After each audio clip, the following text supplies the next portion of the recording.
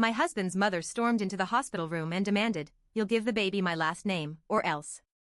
My husband nodded and said, "You don't have a choice." Smiling, I looked at the nurse and said, "Please read the father's name on the birth certificate." My husband snatched it from her hands and went pale. Nathan and I have been married for 4 years. It wasn't a bad marriage in the beginning, but his mother was always in our business. Evelyn is the kind of woman who believes she's the queen of the universe and that her son is the most perfect man to ever exist. I was just some girl who stole her son. She has never liked me. Not once. At first, it was subtle, little comments about how I probably don't know how to cook real meals when she saw me making dinner. Then, when we bought our house, she made passive-aggressive jabs about how it was too modern and not right for a real family. Then, the baby talk started. Evelyn wanted grandkids. But not just any grandkids. They had to be her grandkids. They had to have her family name. Nathan and I had already talked about it. I told him, very clearly, that I wanted our baby to have my last name. He never argued. He said it wasn't a big deal. But now?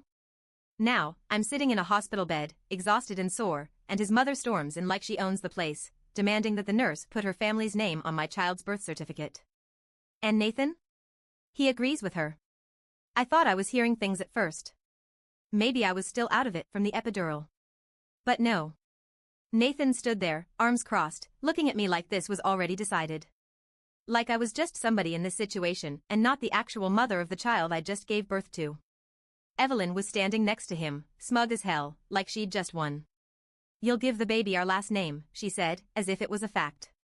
"It's our family name. That's just the way it is." I looked at Nathan. "We talked about this. I gave birth. The baby gets my name." Nathan laughed. Laughed. Like I was being ridiculous. Like I had any reason to think my opinion mattered here. "You don't have a choice, Claire," he said. "This is what's best." I stared at him, trying to process what was happening. I was so tired. I hadn't slept in over 24 hours. My body felt like it had been ripped apart. And now, here I was, being ambushed in a hospital bed. Evelyn just smiled, like this was all so normal. "You should be grateful, dear," she said. "Our family is giving your child a legacy." I wanted to scream. And then, the nurse walked in. The nurse was holding the paperwork for the birth certificate. She barely had time to say anything before Evelyn snatched it from her hands. "Good, this is what we need," she said, already reaching for the pen. "We'll just get this signed," and I cut her off. "Please read the father's name on that document." The room went silent. Nathan frowned, then reached for the paper himself. The second he saw it, his face drained of color. Evelyn yanked it from him, scanning the page. Then, she screamed. Not a normal scream. Not a little gasp. This was a full-on meltdown. Because the father's name on that birth certificate wasn't Nathan.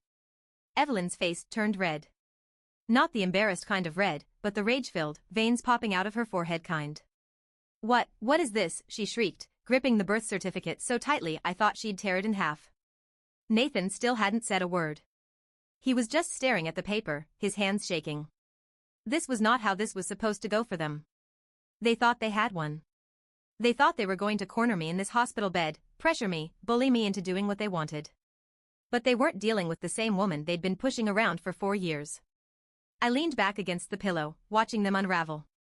There must be a mistake. Evelyn screamed, shoving the birth certificate at the nurse like she was demanding a refund. "You wrote the wrong name." The nurse, bless her soul, didn't even flinch. "This was confirmed by a legal paternity test," she said, completely unfazed.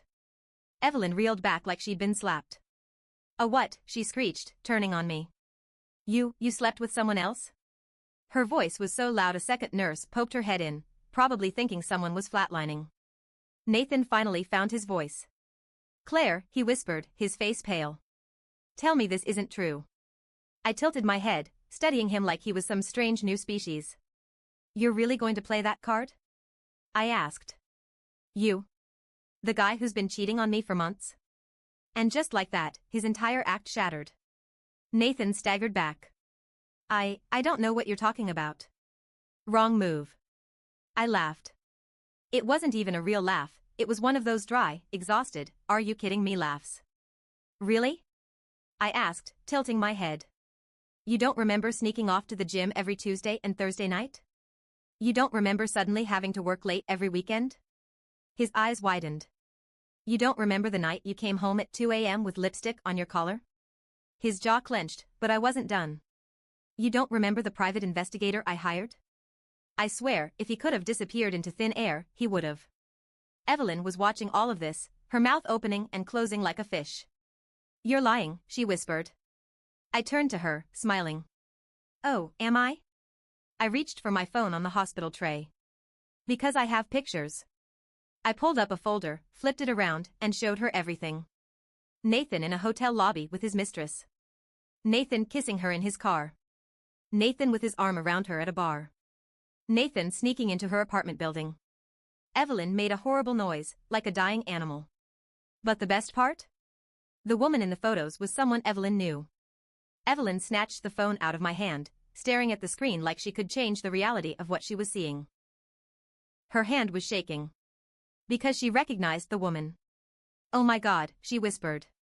Is that, oh yeah, I said, grinning now. That's her. Nathan collapsed into the chair next to him, putting his face in his hands. Evelyn was losing it. Because the woman in the photos, the one Nathan had been sleeping with, was someone Evelyn had been pushing him toward for years. A family friend. The perfect daughter of one of her wealthy acquaintances. Evelyn had been subtly trying to replace me with her for years, always talking about how classy and well-raised she was. And now? Her precious son had thrown his marriage away for her.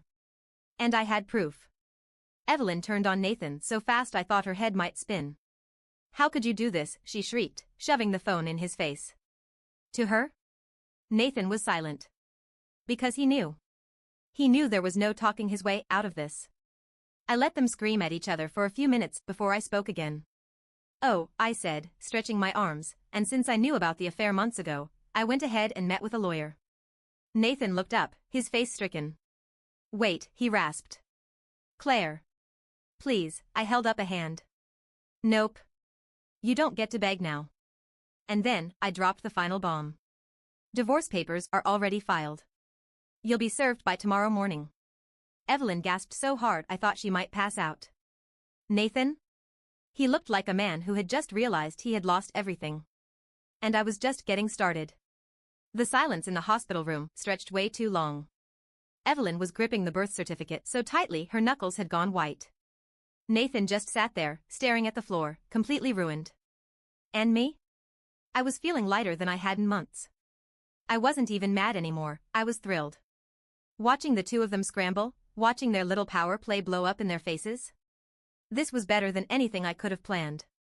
But just when I thought this couldn't get any better, the next twist fell right into my lap. Evelyn suddenly rounded on me, wild-eyed. This doesn't make sense, she hissed. You got pregnant when? 9 months ago? I nodded. Yep. Her lips curled. Then you must have been cheating on Nathan the entire time. Nathan lifted his head slightly at that, like he was desperately grabbing onto some shred of control. That's right, he said weakly, his voice cracking. You lied to me, Claire. You had an affair. I laughed, genuinely laughed.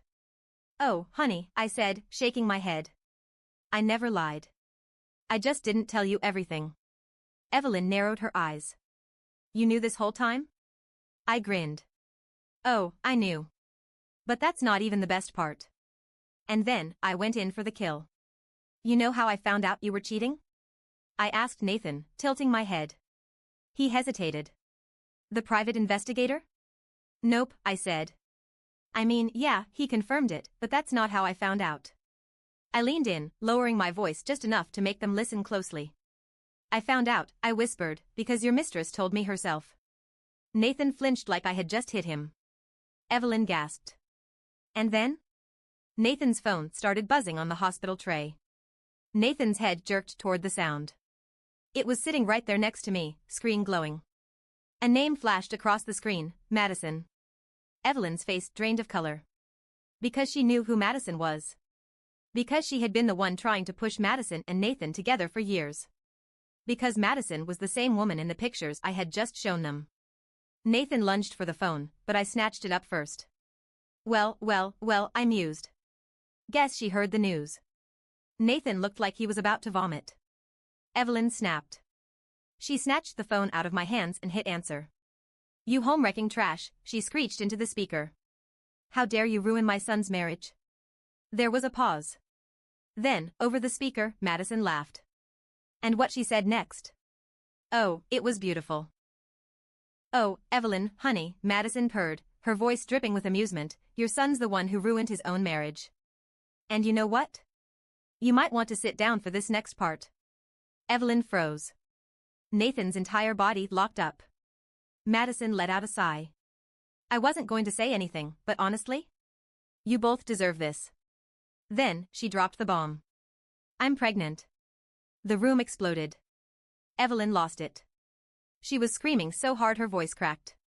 Nathan jumped to his feet, knocking over the hospital tray. "You're lying," Evelyn shrieked. "You're just trying to destroy him." "Oh, baby, no," Madison said sweetly. "I've got proof. I'll even send you the ultrasound if you want." Nathan sank back into the chair. "And me?" I just sat there, watching it all burn. Nathan finally managed to croak out, Is it mine?" "Oh, now you want to ask that?" Madison said, laughing again. Then, she sighed dramatically. "Yeah, Nathan," she said. "It's yours. And guess what? I already put your name on the birth certificate." Evelyn clutched her chest like she was about to have a heart attack. Nathan was hyperventilating. Then, the final nail in the coffin. Madison hummed. "Oh, and one last thing. I figured since you were too much of a coward to tell Claire about us, I'd let her know something you never told me either." Nathan swallowed hard. "What are you talking about?" Madison paused. "Then, you didn't tell me you were married when we started dating." I swear, Evelyn stopped breathing. Nathan jerked like he'd been electrocuted. "Madison, nope," she interrupted. "I'm done. Hope you two have fun dealing with this." "Oh, and Claire?" I raised an eyebrow. "You're a badass," she said. "Enjoy the rest of your life without this loser." Then, she hung up. And the room was completely silent. Nathan looked like a ghost.